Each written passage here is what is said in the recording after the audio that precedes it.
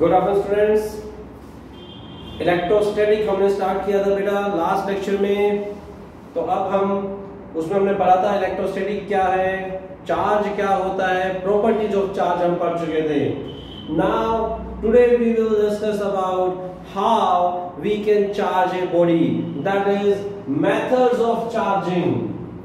Today we will discuss about methods of charging.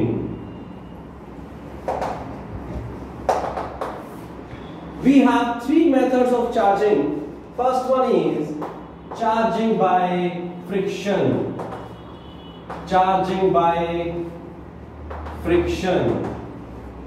Second is charging by conduction. Second one is charging by conduction. And third one is charging by induction.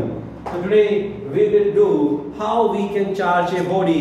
That is method of charging. First is charging by friction, charging by conduction और charging by induction. बहुत simple सी बात है, कोई ज्यादा बड़ी बातें नहीं है, ध्यान से समझना। फ्रिक्शन कब कैसे, जब एक बॉडी को दूसरी बॉडी से साथ रब करते हैं तो क्या होता है, जिस बॉडी के अंदर इलेक्ट्रॉन्स लूजली बाउंड होते हुए इलेक्ट्रॉन एनर्जी गेन करते हैं और वह सेल से निकल के दूसरी बॉडी के ऊपर उसकी सरफेस पे एक्यूमुलेट हो जाते हैं। तो उससे क्या होगा कि दोनों बॉडी चार्ज हो गई। जिससे इलेक्ट्रॉन निकले वो पॉजिटिवली चार्ज, जिस इलेक्ट्रॉन गए वो नेगेटिवली चार्ज। फॉर एग्जांपल बचपन से करते आ रहे बेटा ये वाला एग्जांपल, तो आप स्केल लिया, हेयर से रब किया और पीस ऑफ पेपर को आप अट्रैक्ट कर रहे थे। तो जब हम स्केल से हेयर को रब किया तो इलेक्ट्रॉन ट्रांसफर हेयर से स्केल पे, अब स्केल पे क्योंकि स्केल इंसुलेटर है तो उसकी उसी बॉडी में वहीं पे चार्ज एक्यूमुलेट हो जाता है। और जब उस चार्ज से आप किसी पीस ऑफ पेपर जो कि न्यूट्रल है उनको उठाते हैं तो दे अट्रैक्ट जो नेगेटिव, जो आपके पास जो चार्ज आया है उसके ऊपर नेगेटिव चार्ज, वो क्या करेगा, उसे अट्रैक्ट कर लेगा। तो हेयर्स के ऊपर कैसा चार्ज, पॉजिटिव चार्ज, क्योंकि वहां से इलेक्ट्रॉन क्या हुए, निकले, और स्केल पे क्या हुए, इलेक्ट्रॉन्स आए, तो उस पे कैसा चार्ज, नेगेटिव चार्ज। तो इस तरीके से आपने स्केल और हेयर्स को आपने चार्ज कर दिया। किस मेथड से किया, by method of friction. Clear. Second method of conduction.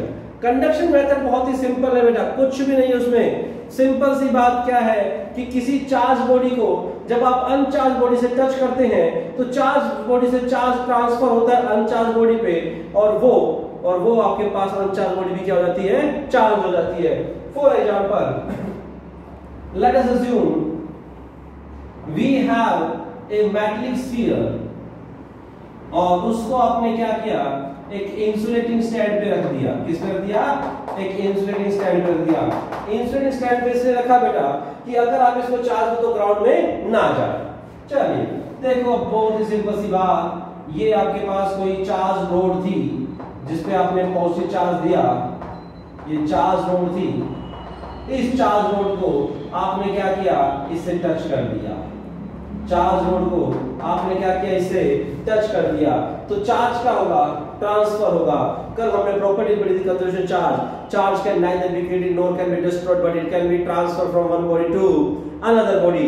तो इससे इस पे चार्ज ट्रांसफर होगा। चार्ज ट्रांसफर होगा तो ये क्या हो जाएगी, ये आपकी पॉजिटिवली चार्ज हो जाएगी। क्या हो जाएगी, पॉजिटिवली चार्ज। अब क्योंकि ये मैट्रिक्स स्फीयर है, कंडक्टर है, ये बात ध्यान रखना, जो कंडक्टर्स होते हैं सारा का सारा चार्ज जो भी आप उसको दोगे वो उसकी सरफेस पे होगा और यूनिफॉर्मली डिस्ट्रीब्यूट होगा। कंडक्टर्स में सारा चार्ज उसकी सरफेस पे आएगा और यूनिफॉर्मली डिस्ट्रीब्यूट होगा। और एक बात और, अगर इंसुलेटर है तो चार्ज जहां दोगे वहीं पे एक्यूमुलेट होगा, वो यूनिफॉर्मली डिस्ट्रीब्यूट नहीं होगा। इस बात का आप ध्यान रखेंगे। ये पॉइंट आपका मेन पॉइंट है कि on the conductors the total charge we give will be developed on the surface and it is uniformly distributed over the surface of the conductor, but on the insulators the charge accumulates at the position where we give the charge. So this is the method of charging by conduction. Conduction को कई बार हम कहते थे method of touching, कि आपने charge body को uncharged body से touch किया और टच करके उसको चार्ज कर दिया। तो this is the method of charging by conduction. Last one, the method of charging by induction method. Induction method को हम जनरली कह देते कई बार कि जिसमें हम बिना किसी चार्ज बॉडी से टच किए किसी अनचार्ज बॉडी के ऊपर चार्ज डेवलप कर दें तो उसे हम कहते हैं method of charging by induction.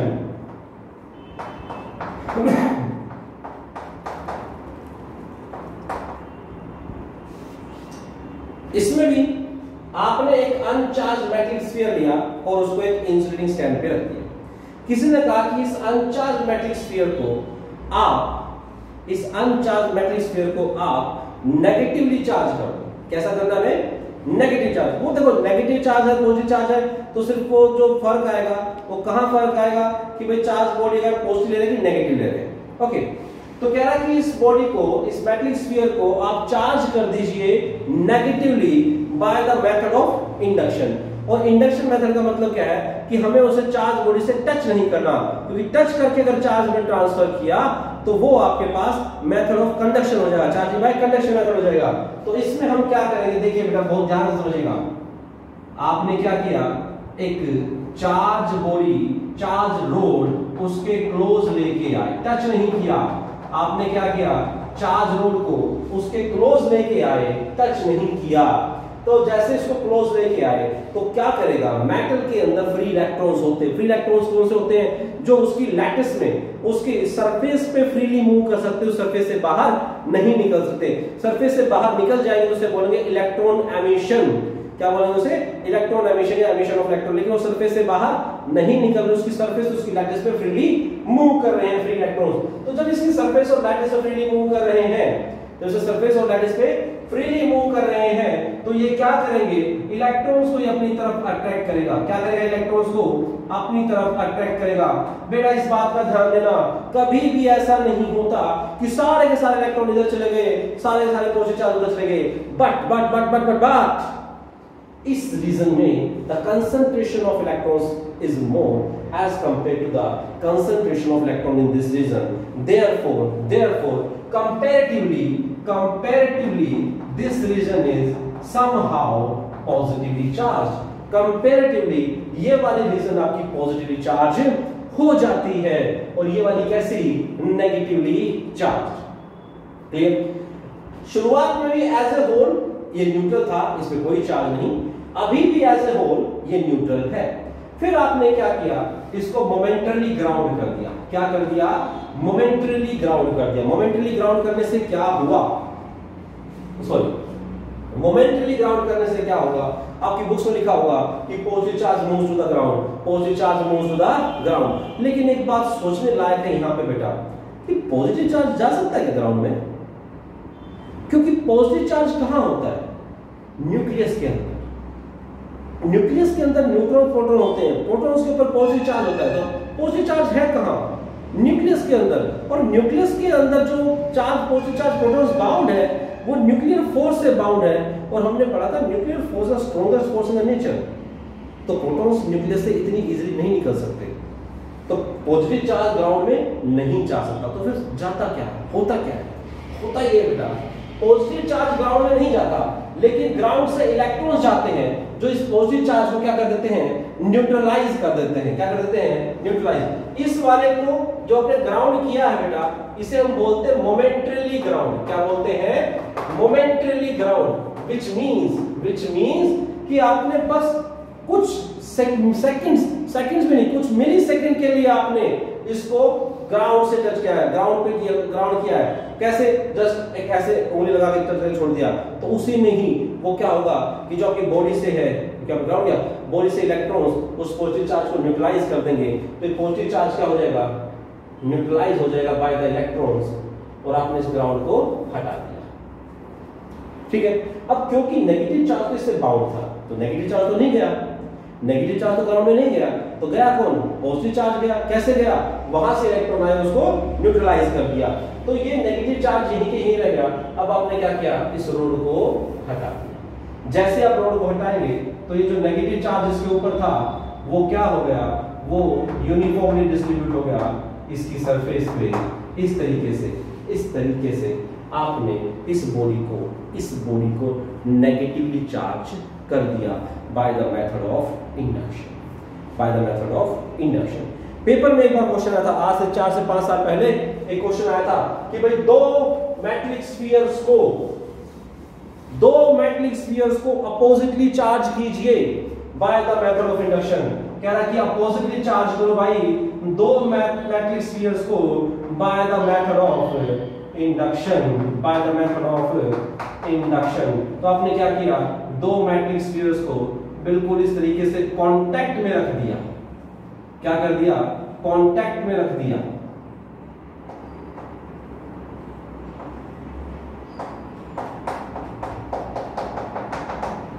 दो मैट्रिक स्फीयर को आपने इस तरीके से कांटेक्ट में रख दिया और फिर वही केस आप एक चार्ज रोड को उसके नजदीक लेके आए।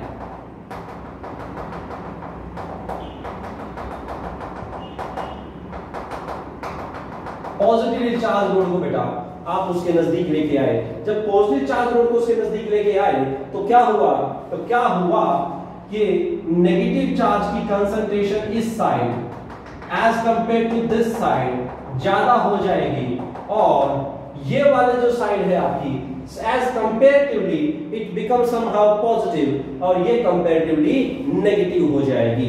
फिर बहुत धीरे से आपने स्टैंड को पीछे हटाया और दोनों स्फीयर्स को अलग कर दिया।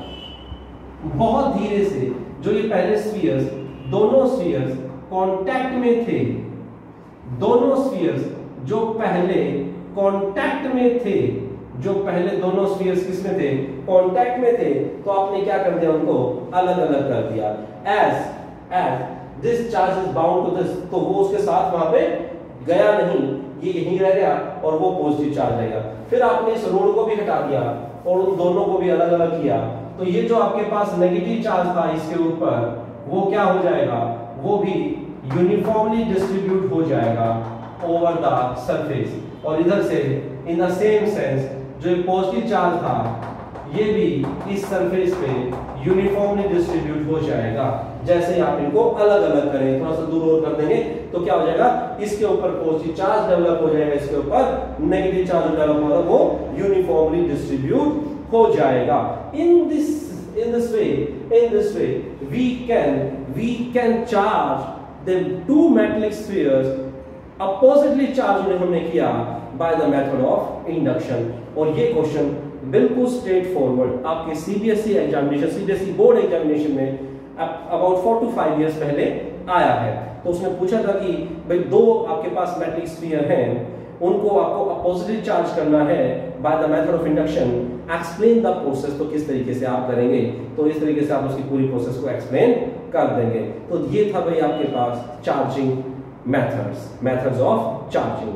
ऑन द सेम बेस एक हमारे पास एक डिवाइस है जिसे हम बोलते हैं इलेक्ट्रोस्कोप और गोल्ड लीफ इलेक्ट्रोस्कोप। इलेक्ट्रोस्कोप और गोल्ड लीफ इलेक्ट्रोस्कोप।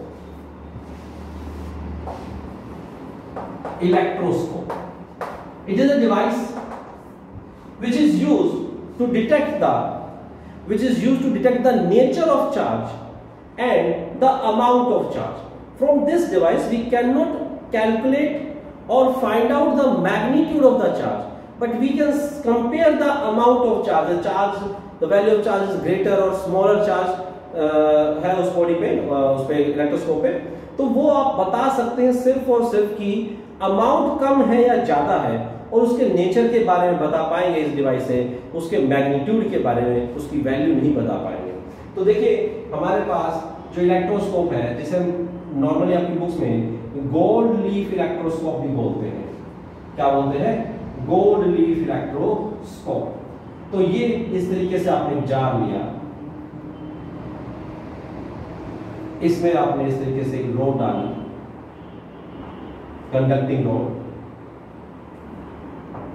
इसके एक एंड पे आपने ये ऐसे एक गोल्ड फॉइल लगा दी,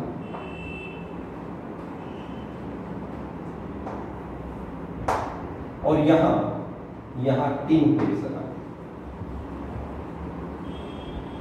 यहां आपने टिन प्लेट्स लगा दी। ये आपकी गोल्ड लीफ है, ये आपकी टिन प्लेट्स है।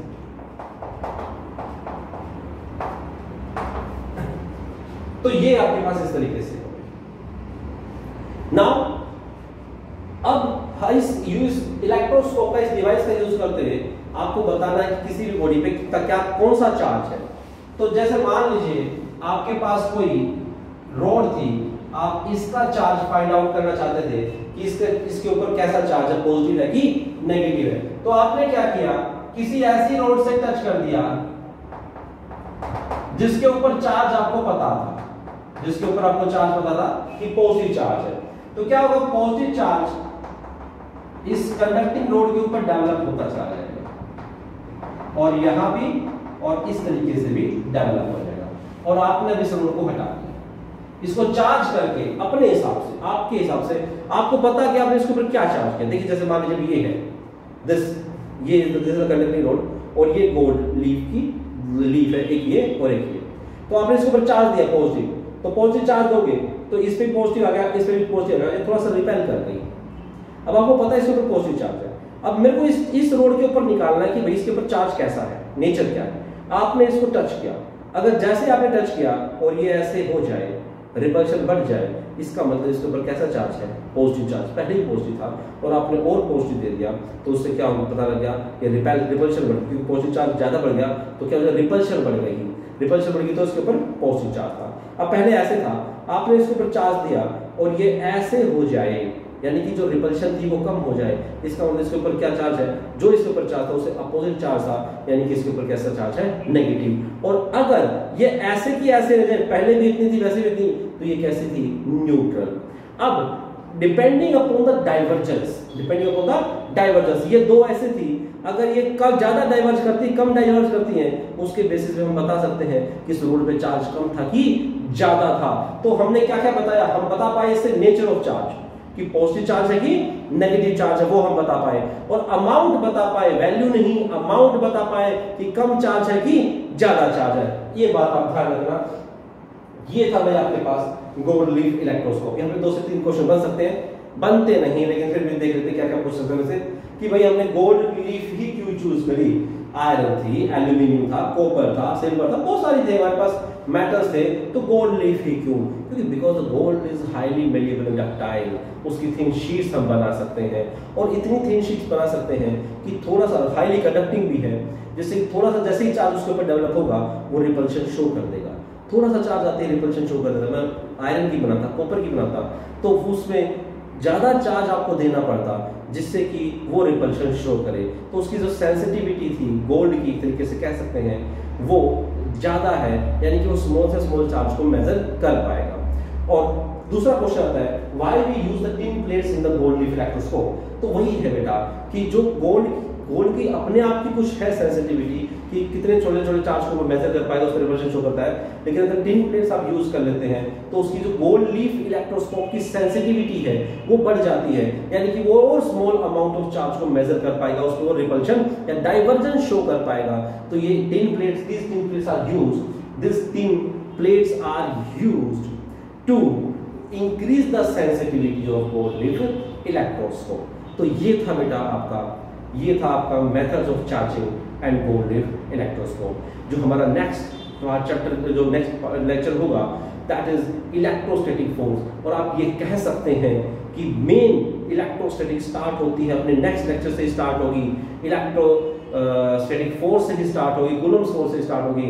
वो बहुत ही इंपॉर्टेंट है और वहीं से जनरली आपको जनरली क्वेश्चंस इस पार्ट के बाद ही मिलते हैं। इस पार्ट से पहले तो क्वांटिटेटिव चार्ज या उसका थोड़ा बहुत यूज हो सकता है, प्रॉपर्टीज का यूज हो सकता है, लेकिन डायरेक्टली इस पार्ट से क्वेश्चन आने के चांसेस बहुत कम है। 7-8 साल में कहीं जाके कोई क्वेश्चन कभी बनता है, लेकिन हमें करना सभी चीजें हैं, तो इसको भी आप ध्यान से करेंगे। और मैं अपने सभी YouTube के जितने भी सब्सक्राइबर हैं, जितने भी मेरे व्यूअर्स हैं, मैं उनको बताना चाहता हूं कि बेटा ऑनलाइन लाइव क्लासेस हमारी स्टार्ट हो चुकी हैं। अगर आपको ऑनलाइन लाइव क्लासेस लेने की इच्छा है तो इस नंबर पर कांटेक्ट करें। इस नंबर पर व्हाट्सएप मैसेज आप कर सकते हैं, मैं आपको रिस्पांस दूंगा और आपकी जो भी क्वेरी होगी वो सभी क्वेरीज को दूर करेंगे, जिसमें हम आपको नोट्स भी प्रोवाइड करेंगे इन द PDF फॉर्मेट। और अगर आप सोनीपत के आसपास के होंगे तो आपको हार्ड कॉपी भी प्रोवाइड कर दी जाएगी। ओके, तो उसमें आपकी असाइनमेंट्स होंगी, क्वेरीज होंगी, उसमें मतलब टोटली एक पूरा पैकेज होगा जो आपको ऑनलाइन लाइव क्लासेस में दिया जाएगा। तो आपको इस फोन नंबर पे कांटेक्ट करना है for the online live classes. Thank you and have a nice day.